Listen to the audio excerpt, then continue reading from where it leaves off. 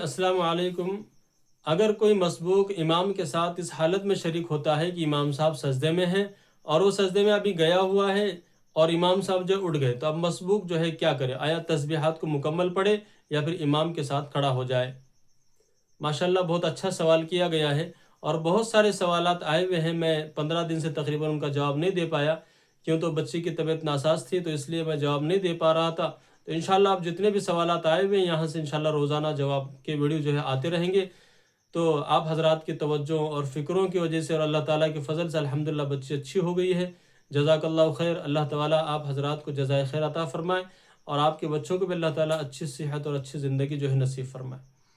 تو اب دیکھیے اس کا جواب یہ ہے کہ اگر کوئی مسبوق امام کے ساتھ اس حالت میں شریک ہوتا ہے کہ امام صاحب جو ہے سجدے میں ہیں، تو اب سجدے میں جو تسبیحات پڑھنا ہے وہ تسبیحات کا پڑھنا مسنون ہے، فرض اور واجب نہیں ہے، اور امام کی اقتداء یہ واجب ہے۔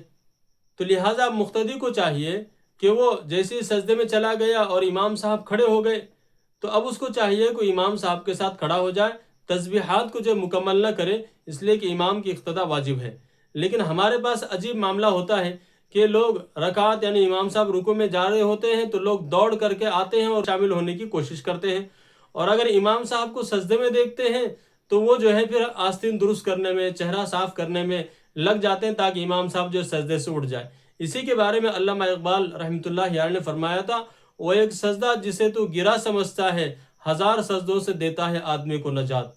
کہ یہ سجدہ گرا سمجھ کر کے، مشکل سمجھ کر کے انسان اس کو چھوڑ رہا ہے، نمازی اس کو چھوڑ رہا ہے، لیکن ہو سکتا ہے یہی وہ سجدہ ہے جو اللہ رب العزت کے لیے کیا گیا ہو، اور اللہ تعالیٰ اسی سجدے سے راضی ہونے والے ہوں۔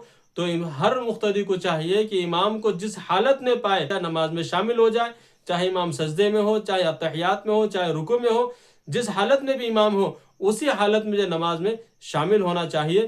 ماشاءاللہ بہت اچھا سوال تھا، تو اس کا جواب آپ نے سن لیا ہے۔ تو آپ حضرات سے گزارش ہے کہ اس جواب کو ہر نمازی تک پہنچائے، تاکہ ہر کوئی امام کو اسی حالت میں، امام کے ساتھ اسی حالت میں نماز میں شامل ہونے والے بنے جس حالت میں امام صاحب ہیں۔